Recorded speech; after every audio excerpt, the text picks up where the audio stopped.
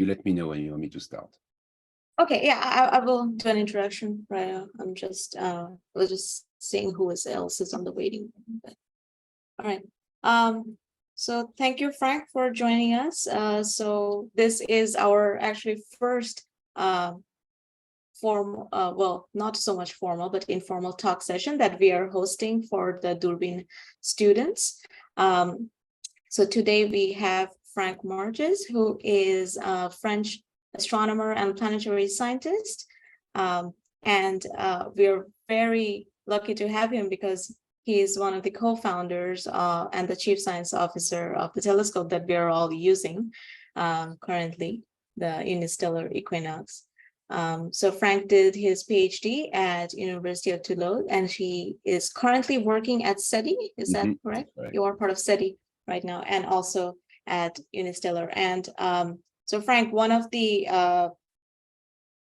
main interests that we had from students when we were when we were calling for applications for the program that we have, which is called Durbin, is that a lot of students were interested in doing research or citizen science, or like using citizen science as an entryway to doing some astronomy research. So our students are from all over Bangladesh. They are mostly all undergraduate students, but not all from physics, or there is no astronomy undergraduate. There is no astronomy course, except that we are actually currently in the process of setting up a program at Independent University of Bangladesh, and these telescopes are being used in their observation courses, actually. So our students, they have a background in physics. Some of them, they have backgrounds in engineering. There is one student who has a background in textile engineering. So, there we have a whole wide range of backgrounds for students, but they're all astronomy enthusiasts, and they have been really excited to be using these telescopes. So I think we will really appreciate it if you tell us first about the telescope itself, but then also about all the citizen science programs that are part of Equinox, part of Unistellar currently. Okay. Well, thank you, Lamia. So I'm going to kind of give an overview quickly on the slide with slides about our citizen science program. I'm going to share my screen right now. Let me just do this now while I'm talking. This is a presentation I gave in October. So some of the information are not fully updated yet, but it will give you an idea of where we are with the Unistellar network and what we're trying to achieve. So here we are. All right. And I'm going to try to keep this to 2.5 hours, so we have time to discuss concretely how we do it. Okay, so Lamia, don't hesitate to tell me when I'm over my 1/2 hour. Yep. Okay, of course. Okay, so first of all, I'm representing a group of people. You see their name here, and when you're gonna start working with us in science, you will interact with them directly. So I have Tom is my number 2. Tom Esposito is basically the person in charge of the pipeline and the data processing.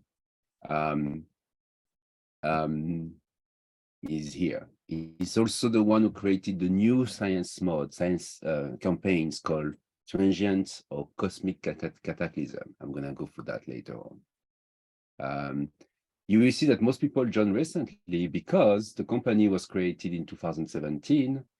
We did a Kickstarter in 2019, and are basically starting hiring people for the science in 2020 and 2022. So all of those are PhDs. Some of them had recently finished their PhDs, and they joined us just after. So what I'm trying in our group, what we're trying to do is that each person is in charge of one of the science campaigns. So Paul Dalba is in charge of occultation, exoplanets. Sorry, no more occultation. I should have changed that. Lauren is our kind of grant organizer. She's the citizen science manager. So you will interact with her as well. Ryan Lambert is our planetary defense specialist and satellites. Ariel Grekowski, she's in charge of comets, everything relative to comets. And then we have Daniel. Daniel is our education specialist. He works with educators, schools, and so on. And he's doing a PhD with me. So this is who we are, our faces, and this is where we are. When we talk to us, we could be at home, but we could be also in this office in the middle of San Francisco, which is kind of a big garage. That's all. Not very fancy, but big enough and cool enough. So we have gathering with our citizen scientists. Sometimes we meet in person over there. And also where we work, where we do the data processing, we have meetings and so on. So we are in the middle of San Francisco in California. I think it's important you know the people. That's why I'm taking the time here, because the people are the ones who's going to guide you. And I will say I hire my team so they're all cool and relaxed and fun, and they're not afraid of talking to people, okay? So you should not be afraid to talk to them on the Slack channel. Okay, and they know about you, by the way. We all know about you. So you know the telescope. I'm not going to go through the details of that. You have seen it. We created this telescope in 2017. We released the first one in 2019. You have the Equinox, which is the one without the eyepiece. You have an Equinox one, right? If I remember, which has this field of view of slightly smaller than the size of the moon or the sun. Okay. The goal when we created this telescope is to make sure that astronomy is easy and accessible to everybody, democratizing astronomy, making sure that people have fun observing, taking pictures of beautiful objects in the dark sky, exploring space, but also do scientific investigation. So they learn how to do science by doing science. So we have taken some picture. I'm going to skip that. And here we have the citizen science. So if you go to the app, you probably have seen that we have in the app an entire section called science. If I remember, it's called like that, where you have a list of scientific observation, where you have a list of scientific campaigns.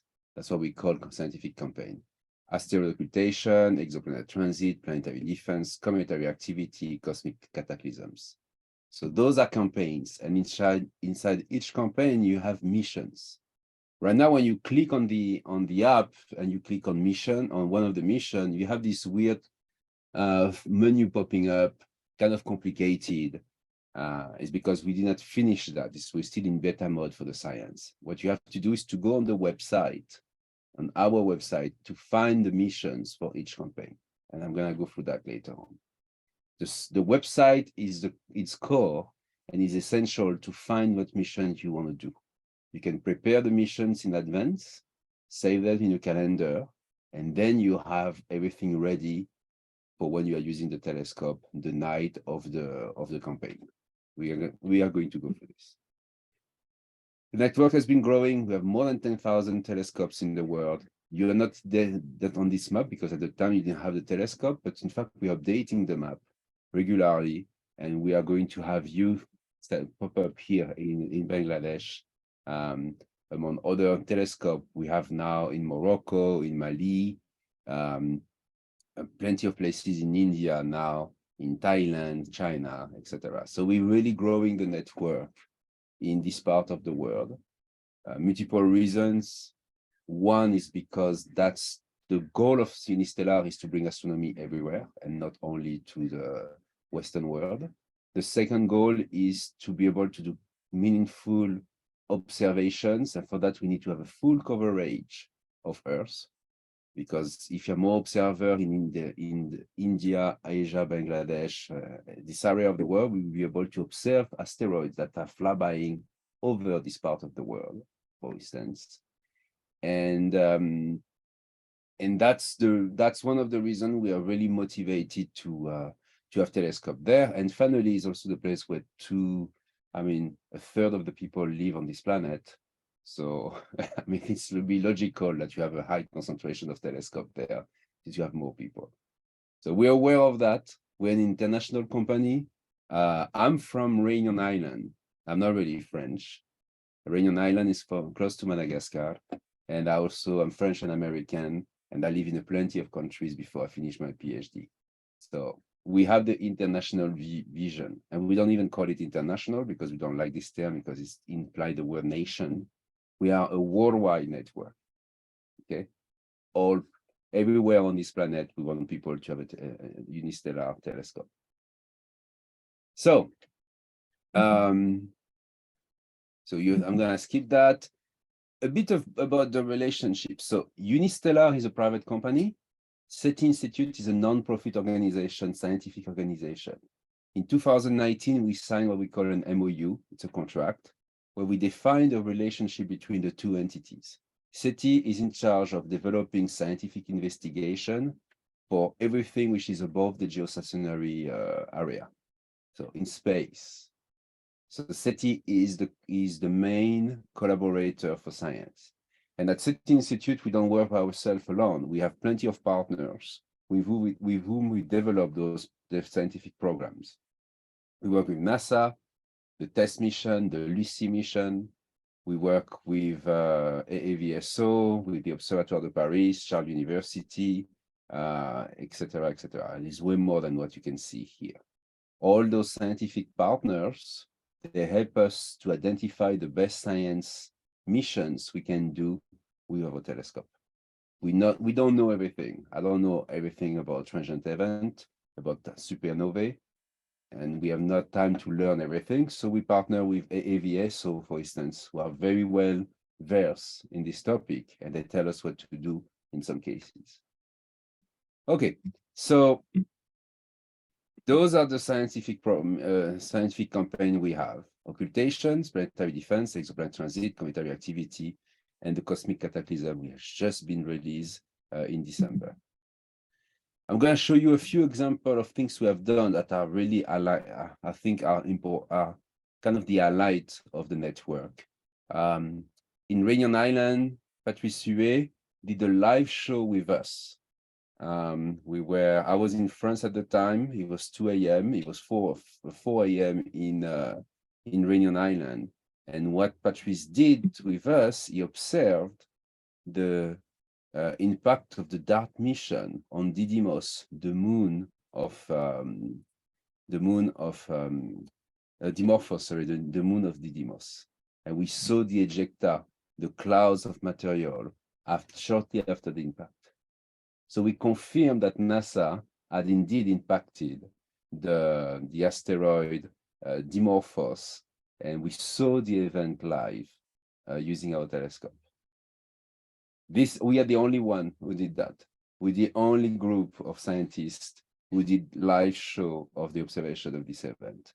Why? Because we have a network of telescopes around the world, and we always find someone who is willing to do the observation. So maybe one day I'm going to tell you, hey, there is an event to observe above Bangladesh. Is there any volunteer to do that? And I will probably ask one of you one day to do this. Okay. That's not going to be DART mission because there is no more DART mission, but it could be something else. So you may get ready to get weird emails from time to time. And something we didn't know is at the same time, Susan Murabana in Kenya was doing observation live, Star Party live, and they also showed the event live to the people in Kenya. She was in Turkana at the time, far away from Nairobi, and she basically had a demo party, Star Party, and they saw the event live, and they sent us the data. So you can see here the asteroid moving, and you can see the puff shortly after the explosion. To finish the story, I don't have the paper here, but this was published in Nature. We published this in Nature, which is the most, I would say, one of the most respected journals in science. And all these people, plus all the observers, we have 32 observers total from our network, are co-author of this paper. And in fact, we're part of the process of writing the paper. Because science is not only about doing observations, it's also about analyzing the observation, discussing the results, and then publishing the paper. And what we're trying to do with our citizen astronomer is to involve them in the entire process. So they have received the draft. We give them a lot of time to comment, to discuss with us about the paper, and then we submitted it, and we got it accepted in Nature. It's one of the 5 papers in Nature reporting the DART impact. And from these observations, we confirm the amount of energy transferred by the spacecraft to the asteroid, and we confirm that it's indeed possible to deflect an asteroid by using this this technology, so that we can save humanity in the future if an asteroid impacts our planet or is planned to impact our planet. That's a significant result. And I'm very happy to see that our citizen astronomers are part of that. And there will be other opportunity. Don't worry if you miss this one, there will be a lot of other opportunity in space to do something remarkable like this. And that's what I want to do with you. All right, I'm going to show you a few more examples of things we do.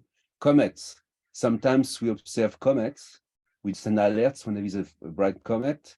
And sometimes we also organize campaign of comets. So we ask people to observe the comet all together at the same time. And we collect all the observation of the comet, and we get what we call a super image, like if it was a 10-meter class telescope observing this comet. So here we have 23 observers observing the comet K2 Pan-STARRS. And this is observed at different times from different countries around the world. So that's a kind of a fun way to combine the observation of all the observers to get a super image, creating a virtual telescope. We do also exoplanet transits. So this is when the planet passes between us and the star. The brightness of the star reduced significantly, and we can confirm the existence of a planet. The TESS mission is in orbit around Earth, observing and searching for exoplanets at the moment. And there is a lot of candidates, more than 5,000 candidates. Those are attenuation of light that could be done to the presence of a planet. So we go through all these alerts. We select the one that are observable with the telescope. We send them we put them on a website, and people can observe them. So I'm not gonna go through how we do this, but this is some of the results we have obtained. This is a transit of HD 80606b, which is not a pretty name, but it's a Jupiter-sized exoplanet. And we have people from Japan, Europe, and United States who observe this event. And you can see the attenuation of the brightness of the star due to the presence of the planet. And this is possible because, once again, we have telescopes all around the world, and the transit sometimes is not exactly where it's expecting to be, or it lasts for a long period of time, so longer than the duration of the night. So we need to have multiple people observing them so we can see the event fully. And you can see there is a gap in this map. And I would like you to fill the gap one day to be able to be the one confirming the exoplanet from this part of the world. So that's the kind of stuff we do in Exoplanet. I'm gonna skip this, it's a bit too details, and I will come back to that later if you need to. But we confirm exoplanet, we analyze them, we have detected the longest transit of exoplanet from the ground last year of one of this planet. We have confirmed the existence of TOI 1812.01, which was a candidate as well. So those are the kind of stuff that we do for exoplanet, and it's very important because, as I mentioned, we have so many candidates that we need to. NASA doesn't have the time, neither the facilities to do those confirmations. So we are the one doing the confirmations, with other, of course, group of amateur astronomers. We have observed 1,100 transits. That was in October. Now we have 1,500 transits. You have more than 200 people involved in this program. I think it's one of the most appealing program because people are fascinated by the fact that they observe an exoplanet and a world in orbit around another star. And the first one announced was in 1995, the big exoplanet at the time. And I did my PhD at the time there was no exoplanet known. And now we're observing them from the backyard of people with a tiny telescope. I think that's incredible, the progress we made in less than 25 years. And then we have what we call transient events. So this is new, and it's basically the detection of supernovae, novae, very bright things in the sky. So we don't do the detection ourselves. What we have done is to connect with survey telescopes. So we have a survey telescope here in California called ZTF, which is observing the sky continuously, and they have an algorithm that detects when there is something bright happening, and they send us an alert. This is done by robots, by algorithm. We are not involved. We are creating our own robots algorithm that cut the alert and send it to our users. So basically overnight, if something happened in the sky in California, literally 2 minutes later, that's the goal. I think we are there now. We have it on our website and people can start observing it. So you could be the first person to have a picture of a supernovae using your telescope if you're observing. We are right now discussing a system so we can send alert directly on the app. So while you're observing, you will basically get an alert when something is happening. You click on it, it will open the form that I mentioned before and fill it up and done. You observing the supernovae. So those are the kind of stuff that we are working on still. Everything is ready, the infrastructure is ready in the website, not yet in the app, but it's gonna be a work in progress for the next year and a half. So the goal of the transient campaign is to measure the brightness of those objects, confirm their existence, confirm their nature as well, are they supernova, nova, etc. Or maybe are they aliens calling us using powerful lasers? We don't know until we observe them. And be ready for the arrival of the Vera Rubin Observatory, which is supposed to start in 2024, which is a large 8-meter class telescope that will survey the sky, entirely the sky, every 3 days. And we expect to get from this telescope a lot of alerts in the future. So we will need a lot of confirmation from those telescopes. This is one of them. I'm gonna skip that. And I want to show you one more thing before we go through. Stuff we do as well with the telescope is to observe human-made objects. So that's kind of a cool observation. This is a transit of the International Space Station in front of the moon. Something we have not done yet is the Chinese space station in front of the moon. Those events are rare. There is a website to calculate them, and I can help you to find it and calculate for you, but I think you can do it yourself if you find. You have to be located to the right place at the right time and observe the moon at the right time to be able to see that. But that's something we have not done again for the Chinese space station. And I know the Chinese space station has an orbit which makes it passing above Bangladesh quite often. So if you want a challenge, that could be a great challenge. Okay, I would love to have that one day. Stuff we do, it's occultations. So occultation is when a star disappears because of the passage of an asteroid crossing above us. You have to be located at the right place at the right time. The shadow is typically the size of the asteroid. So if the asteroid is like 5 kilometers, there is a tiny band of centrality of 5 kilometers where this is going to happen. You have to be located right there and do the observation at the right time. We have done that multiple times. We have like more than 3,000 occultation observe more than 300 are successful. So I can show you how to do this as well. This is very cool, especially you have 2 telescopes. You can move them to the right place at the right time, and each of you observe it. And together, you basically have the shape of the asteroid by combining the timing of those observations. This is the launch of a rocket that we observe with the telescope. So that's the launch of Falcon 9. of Vandenberg space that we observe from 5 miles away with the telescope. We do stuff like this as well, fun things like that. It's observing an object, a human-made object taking off in the sky, and we try to follow it. We kind of failed because that was the first time we were doing it, but we got the Falcon 9 on its way to space. So that's the occultation program I mentioned to you. So we calculate every month all the occultation that are observable with our telescopes. So those lines here are basically, the path of some occultations.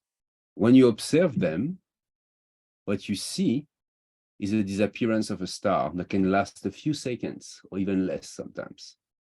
From this, combining together all the codes, we get the shape of the asteroid or the exact location of the asteroid. This is one of the best ways to derive the shape size of an asteroid or detect a moon around an asteroid. Because the asteroid has moon. I'm the one who discovered the first multiple asteroid system, so I know that. So this is a very cool program. It's only like 2 minutes of observations. It's not long, but you have to be located to the right place at the right time to be able to still observe it. Those are light curves. So in this case, what we do, we observe an asteroid for a long period of time, multiple hours, and we see a variation of light that you can see here. And from this variation of light, we derive the shape and size of the asteroid. We have done that for this asteroid called 1999 AP10 2 years ago. We observe objects made by humans, but in space. We have observed, for instance, JWST on its way to the Lagrange point shortly after the launch. And we have observed some weird things like JWST becoming brighter. I think we're gonna see it here. Let me just speed up this. Here it is. It's moving and it gets brighter. We don't really know why. This is one of the mystery we got when we observed JWST. Maybe some reflection, maybe something they were doing at the time. We don't know. We did a cake for that, but that's another story. Yeah, that's the way we call the flares. You can see the light curve here. So we have done this, observe JWST on its way to the Lagrange point. And there will be other missions to observe. And there is always new mission to observe. Euclid is going to be launched in July, if I remember. So that's something we could do as well, observe Euclid, the mission by ESA on its way to the Lagrange point. And yeah, this is, I'll just go back to this occultation. So that's an occultation we did in Oman. We went to Oman. That's what I meant when I say we travel. And we have one person here, one person here. And the person here saw the disappearance of the star. Look, it's going to disappear for a few seconds, not even a few seconds. Let's do it again. See this? Oop. It's a tiny dot that disappeared. But from that, we got the exact position of the asteroid, Horus, which is a target of the Lucy mission. So a week later, they recalculate the orbit, and a week later, they predicted that there will be the same event from Hawaii, and there is way more telescope in Hawaii. So they observe in Hawaii, and they confirm the shape and the size of Horus based on this observation. So yeah, I think that's all. I have turned off of the slide, but I don't want to spend too much of my time showing you slides. I would prefer to basically show you what we have in tools to do the observation concretely. But before that, maybe there is questions about that specifically. Yeah, thank you, Frank. That was so inspiring and so exciting to see all of those things. Any questions from students first? Anyone? Well, I have a question. So you were following the launch of the Falcon 5. Is the slew speed high enough to actually be able to follow? That's what we were testing. Okay. At the time, we didn't have the slow motion. You notice now in Okay. the app there is a slow move. We didn't Mhm. have that at the time. It was only like fast speed or slow speed or no speed. So now we would love to do it again with the slow speed, because I think with the slow speed we could follow it. Okay. Oh, that's fascinating. But yeah, it's so exciting to see all these observations happening. And from looking at the map that you showed, there is clearly a geographic area to be filled up. Yes, definitely. I'm There's gonna lots send of you the new map when we have it finished, finalized. But we have a telescope that just arrived in Mongolia, in fact. okay. Yeah. So we're growing this part of the world. Yeah. Any other questions? So Shohanur has a question: how challenging is it to observe occultation? I think he's asking about the observing condition required to be able to capture an occultation. We can do it from cities. So we have done, what we have done is for the occultation mode, we have selected the brighter stars, so magnitude 11 or less, meaning that we're in cities, you will be able to see it and be able to record an occultation. This is one of the scientific modes for which we don't want people to go to have to travel if they don't have to, because if they have an occultation passing above their backyard, they can just observe it. Yeah. Right. Okay. Thanks, Shohanur. Any other questions before Frank shows the tools? Okay, I think we can move on to the tools, Okay. and maybe they can think of questions. Okay, so let me go through the tools. I'm gonna show my screen. I did not forget, sorry. I'm just making sure that I'm in the right place. Here we are. I'm gonna show that first. Okay, so this is the Unistellar website. You may have seen it. If you go to Citizen Science here, you basically have access to our tools. So those are the 5 science programs that I mentioned. And inside there is multiple missions. Okay.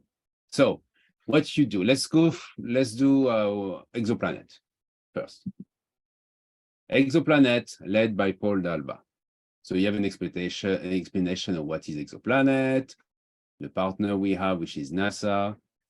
You have a tutorial describing step by step what you should do, and I recommend you read it. You can download it fully and take the time to read it when you are home if you don't have an internet connection stable wherever you are. So first you have to select your mission. So you have to look for an observable planet from your area. Then you have to find when to observe the mission. You can add it in your calendar, and then you do the observation. It's pretty easy to do the observation for exoplanets. And then you set up first the observation, into the form. It's automatic, in fact. Then you launch the observation, and you're done. And then you fill a report, so we know that you have observed this exoplanet. Okay. So how do you do this? I'm gonna mimic it for them. So first you go to mission. Say, well, I'm located in South Asia. So those are all the planets observable in May by the transit. So you click on one and you see a map, right? This map tells you that if you are located where there is a star, a blue star here, I need to remember, you can observe the entire event. Blue star and shading, you can observe the entire event. So for instance, this one, you can observe the entire event. If you want to observe TRESS 3b in 18th of May, it's possible for Bangladesh. We are lucky. The first one I click on, it's possible to observe it from Bangladesh. This one, you can observe the entire event, but you have some tracking difficulty due to the altitude of the star above the horizon. So this is when the star is very high in the horizon. The telescope may have some issue to track because it needs to move very fast. It does not always happen. It depends on the atmospheric condition. There is a lot of maybe. So that's why we put it here. And if you want to try it, you try it. That's what I will say as an answer. And you will see what happens. But as you can see, there is a lot of them, right? This one is, again, maybe there is some issue with the tracking. Let me find another one. This one as well. Yeah, this one is perfect, for instance. All right, boom. This one is like, it's a perfect case scenario. It's going to be, it's also, again, TRES 3b. It's going to be the 22nd of May. When you look at the website from your location, it changed the time to your location, by the way. That's the local time you have here, okay? This is the local time from California because that's where I'm located. You get the date of the event in UT time, which is the time of London, Greenwich, basically.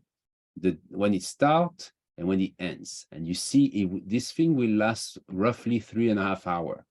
The transit will last 3.5 hours. The transit lasts much less, but we always need to have observation way before and way after, typically 1 hour before, 1 hour after. So we have a great estimate of when the transit truly happened. So that's a commitment of 3.5 hours for you of observation. So let's say I like this one, okay? You click on that, and this is when I have where is the button? Normally you click on it and there is a button. Let me just close that.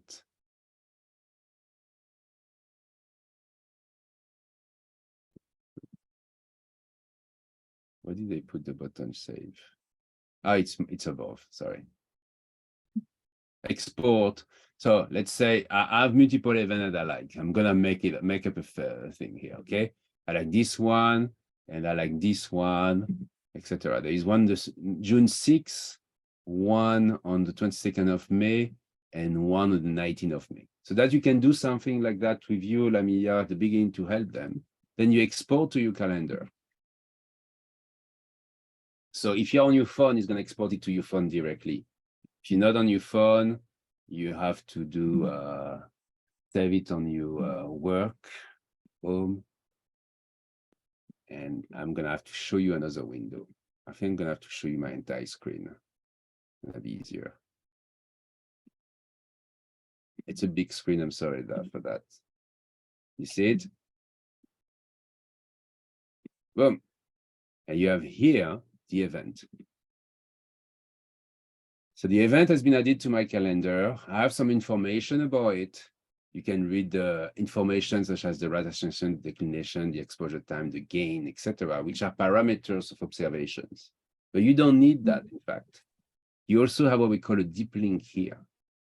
If you're on your phone and you are you have this event in your calendar, you click on the deep link, it will open automatically. I can maybe do it now. Let's see. It will open automatically. Yes. You see it, my phone here? There is the event. I click on it. You open the app. And if everything goes right, he has filled up the right ascension, the declination. So I connect the telescope. I'm connected to the telescope at the time. I say go to. The telescope will move to the right location. Then, when it's ready, sorry, I probably need to be connected for that. Yeah. When it's ready, unfortunately, to be connected to the telescope. When it's ready, it's going to go to the second menu, which is oh, come on. Which is the menu where you can enter the right ascension, the exposure time, etc. But it will be filled up already. And you just press the button record when it's ready, when you are ready to observe, and it's the time of the transit. Does it make sense? I'm sorry, I'm a bit confusing because it's early in the morning, but so it's very in fact, you prepare it at home or with your friends or you had mentor or whoever, and then you had it in your calendar, then you go with the telescope outside, you connect the telescope to the phone, you set up everything, and when it's the time of the observation, you click on the deep link and everything is filled up automatically. And you observe the transit. There will be some instruction popping up sometimes, such as take a dark, etc. Read the tutorial. For each science case, there is different way to observe because you try to optimize it. This is for the one we can predict. Okay, that's the same for comets. For comets, let's go to the missions.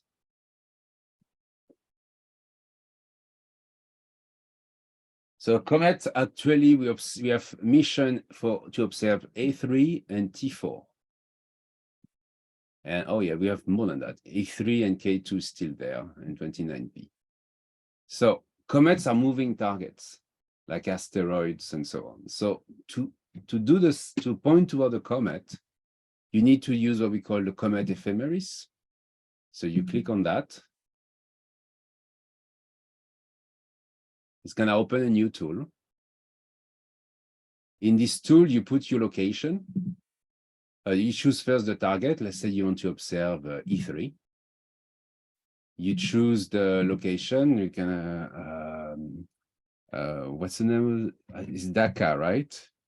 With an H like that. That's right. Yeah. DHAKA. Oh, sorry. Come on. So it will be DHAK. There you go. You can put your exact address, etc. But then you decide you want to observe, let's say next Saturday, you want to observe this comet. Okay, you click here. At this is, I think this is the local time. So you want to start observing at 8. This is something we're gonna change pretty soon. At 8 p.m. Boom. Sorry. Then you say generate. So here we're running calculation to derive the orbit of from the orbit of the comet, the position of the comet in the sky, whether or not this comet is observable from your location. And we have here the results. So you can see that this comet is not observable at 8 p.m. So we continue like this. And is it going to be observable? Of course, I chose one which is not observable because probably it's too low from your location. So let me try another one. 29P.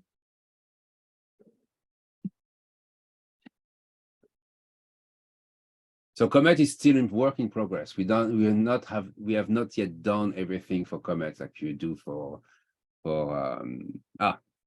transiting exoplanets. So 29P, the Comet 29P is observable. Okay, it's observable at 8 p.m. from Dhaka, Bangladesh. So you can click here, you get the right ascension, the declination, the altitude, the azimuth, and all of these, which are interesting number, but complicated for most people. Or you can click here, and this is going to open a deep link on your app and send you directly to the menu Comet. So if you do this from your app, you need to have an internet connection for this. That's the only issue for Comet. But you can do that on your app in real time, and you get the coordinate of the comet. Let's say for asteroids, so for occultations, same thing. So I never done it, so I want to try South Asia occultation. So those are all the occultation I calculated from South Asia. And so the goal is to find one that go through Bangladesh. I'm so lucky. Every time I click on one, boom. All right. So This is not always the case. You're like, this is, I don't know what's going on today. So the asteroid called 2008 CH23 is going to occult a star. And this will be visible from Bangladesh at 1947 UT. Okay. So the same thing, you select it, you export it to your calendar. So here you see it in my calendar with everything else. Where did it go? Did he export? I did not save it, sorry.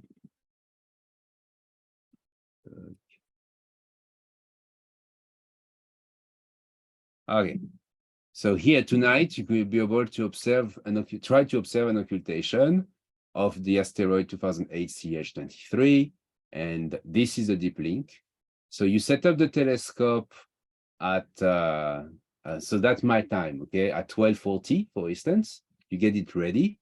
And then at 12:43, you click on the deep link, you move to the area of the sky, you wait, 12:46, you press record.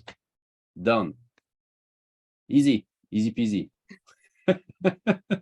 So you can select some, I pre-select some of them. So of course there is none now, but normally sometimes you have some yellow dot instead of green, and those are the most important events, okay?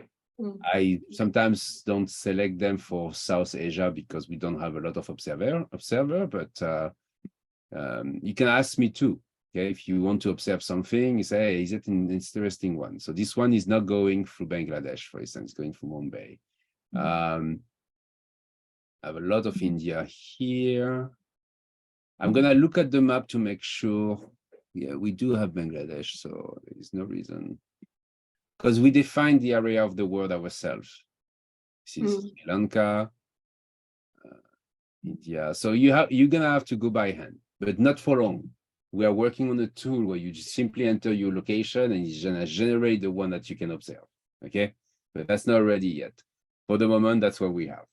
So that's the one we can predict. Those are events, scientific events that you can predict. Now let's go to the one that you cannot predict, which is a cosmic cataclysm. So this is a new science case, okay?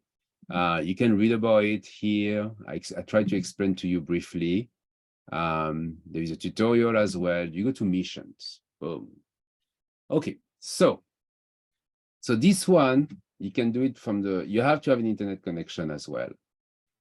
You click on Cosmic Cataclysm and you click on Find Alerts, and it's gonna open this page. So let me see if I can open it from here. So I can do that. Yes, alert page. Boom. So the alert page is this one.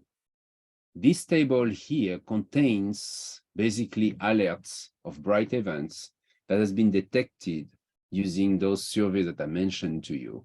And you can see that the last one was, yes, today, May 18.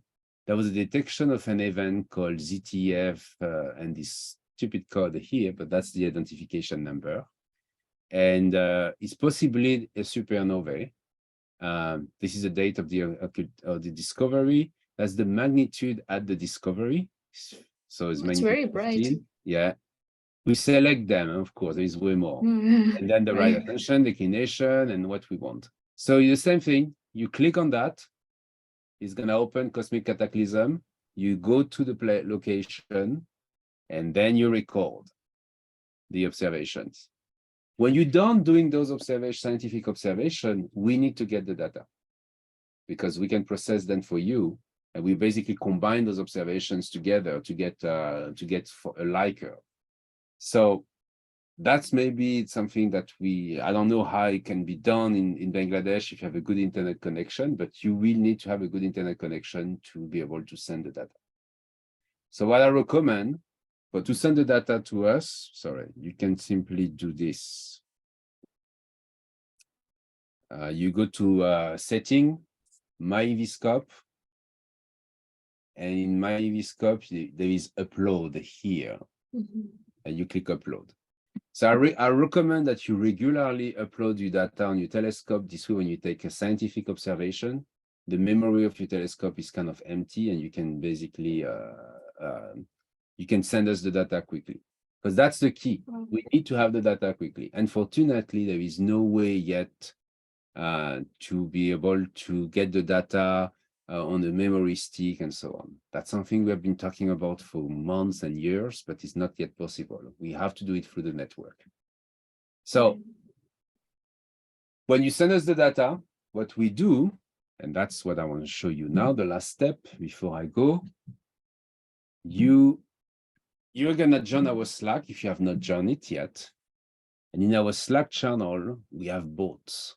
So for instance, we have Cosmic Bot here that give us observation collected by people around the world that we process. So Bruno Guillet observed this object, Jork, here, and this is his data, and the lie curve. There is no lie curve for this one, so that's why we have one data point.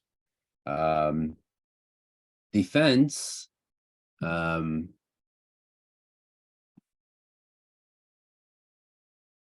John Pickering observed Ivar on May 15, 2023, and we sent him basically a movie of Ivar, and we also have a report for him showing Ivar is probably these things here. Of course, I chose the wrong, and then I chose something fascinating. Let me show you something more cool than that. Yeah, this one. So those are basically calculated by our pipeline automatically, okay? And we send that to our bots, so this way our users can see the observations and the report of observation they get.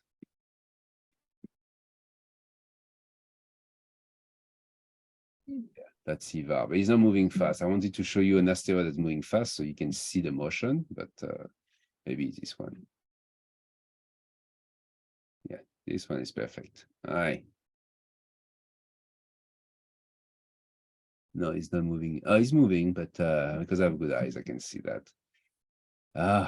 Okay. So we send a movie where you can see the asteroid moving with respect to the background stars, and we also send a lie curve. Okay. We do that for all of them, basically all the boats of occultation bot, Exoplanet Transit.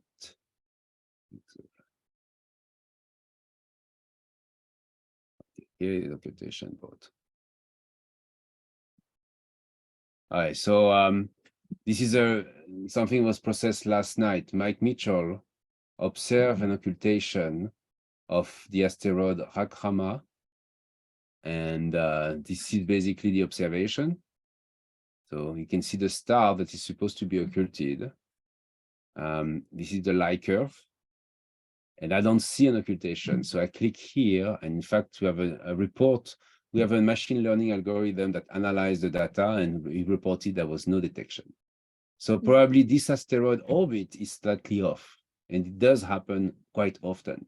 And that's one of the goals of the occultation, is to be able to get the exact position of an asteroid by having exact timing of an occultation.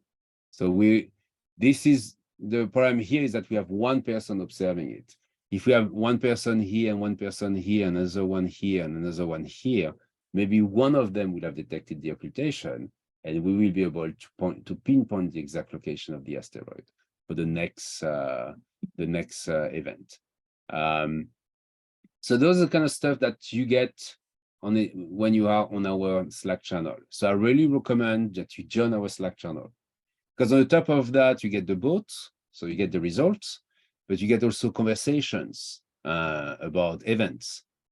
For instance, here in occultation, this one is new, so I'm not going to show you this one, but for Comets, very active, we send the result. So we combine all the observation of the comet C23A3 And we did some calculation, and the comet may reach magnitude 0, but may also reach magnitude -5 in October 2024. Thanks to our data, we can know that now.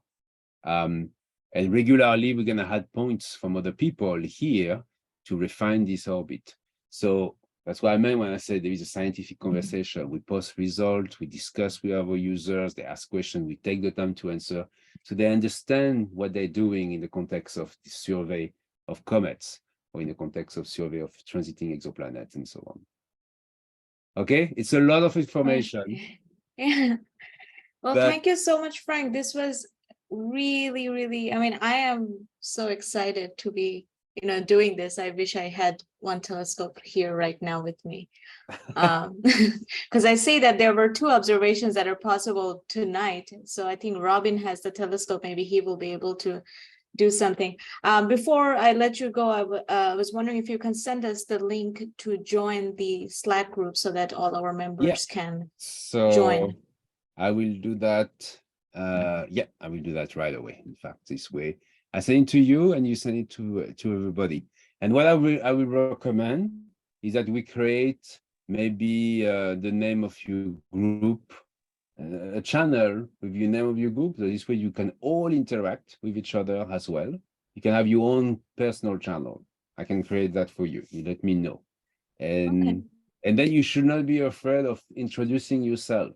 Okay, we have in our general, that's why we ask people here in general, you just write a few sentences.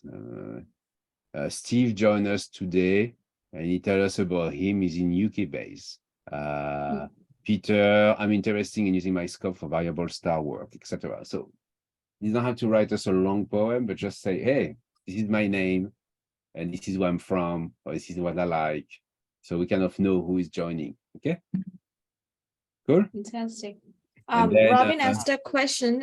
He is asking, is there a feature to join available Wi-Fi networks in the area to easily connect to any existing Wi-Fi network and simultaneously use internet connection while using the mobile phone? I'm not sure I understand the question. Is there a possibility to what? To join at the same time on the phone? Right. So I think he's asking whether it's possible to join a Wi-Fi network on the phone while also using the phone network. No.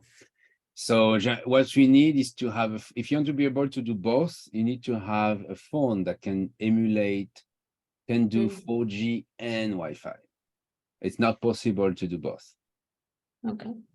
So some phone does it, some don't. That's a brand issue. I see that you have a hands up as well. Purnata, go ahead. Yeah, hello, Frank. It was really nice to see all the slides and everything. We got to see some of really beautiful pictures on your slides.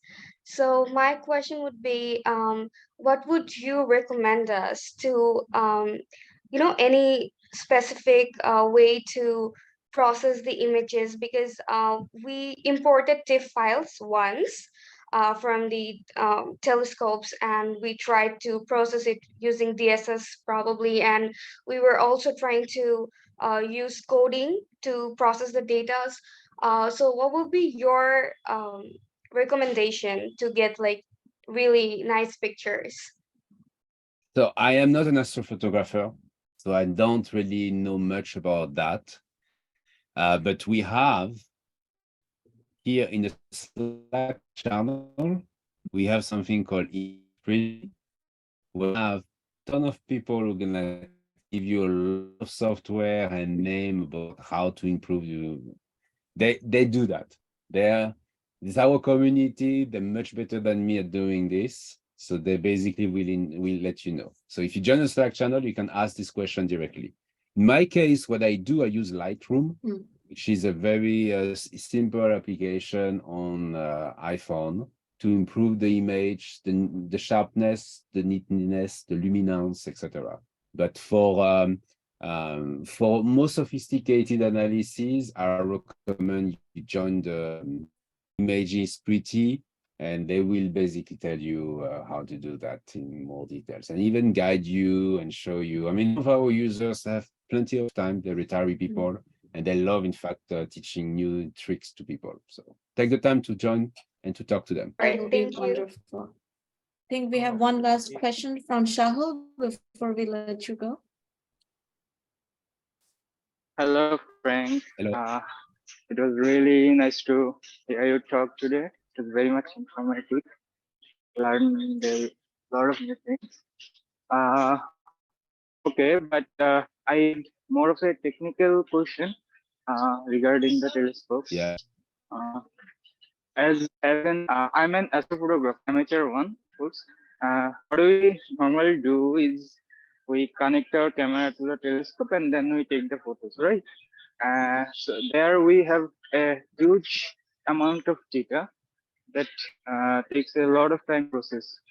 And I just want to know how you guys are doing that in that much short time, and also why can't we just get the data directly from the telescope instead of uploading it to the server and then ask you for the link to the zip file of the bits or TIFF files. So why you cannot get the data directly from the telescope is because it's not possible with the tools we have developed so far.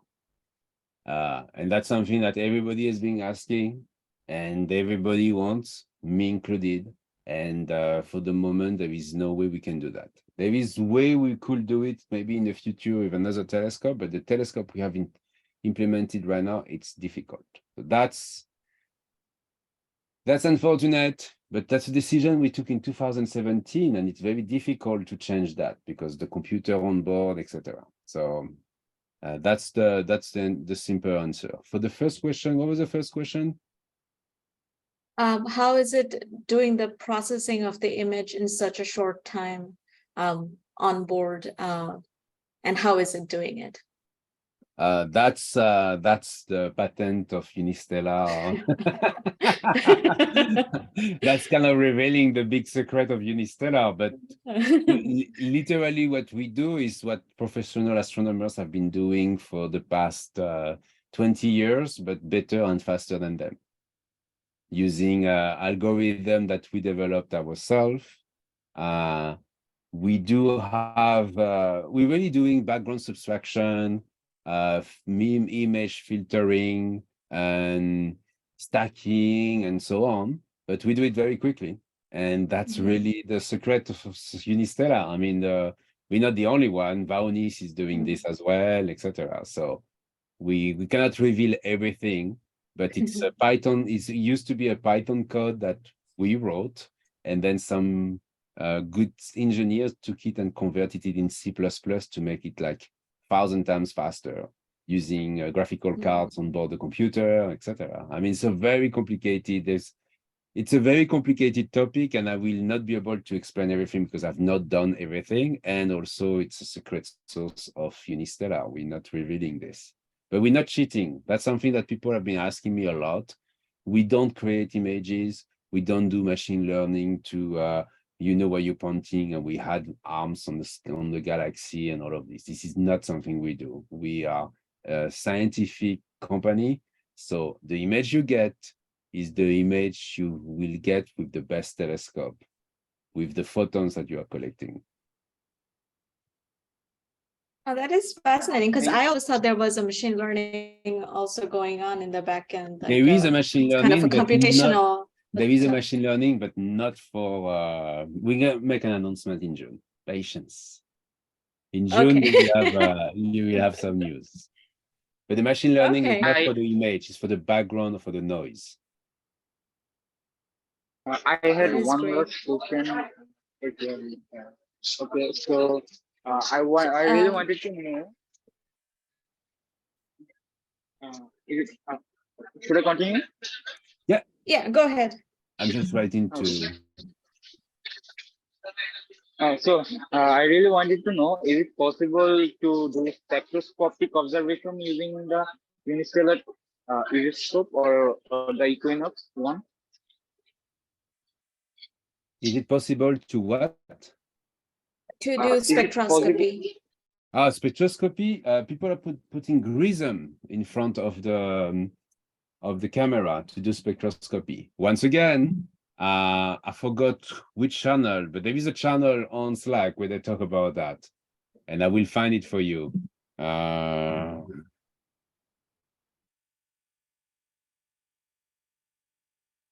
I will find it. Someone posted something like that recently. I saw it. So yes, it's possible. Excellent. I'm Well, gonna have Frank, to we're go 10 because I have a meeting minutes starting over already. time. So, Yeah. maybe thank you just, so much for your time. And if you please send me the Slack link, I think everybody is I'm going to very send it looking right forward to away joining the because, community. yeah, you really need to join this community. Let me just do that now. Because as I mentioned, our strength is the community. Okay, so we need you if you want to improve the way you use the telescope. It's really by joining the Slack that you will. We don't have all an infinite amount of time, and the community has been very good at putting together informations, how to do mosaicing and all of this. You will see there is some kind of cool.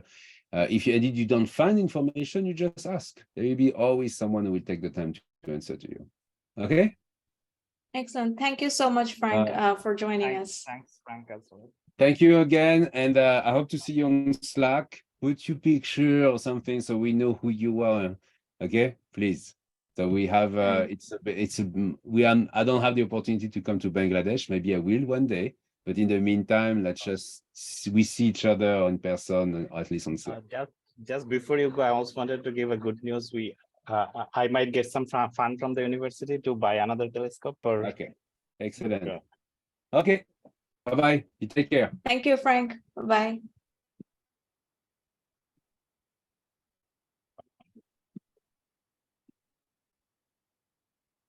Okay, I'll stop the recording.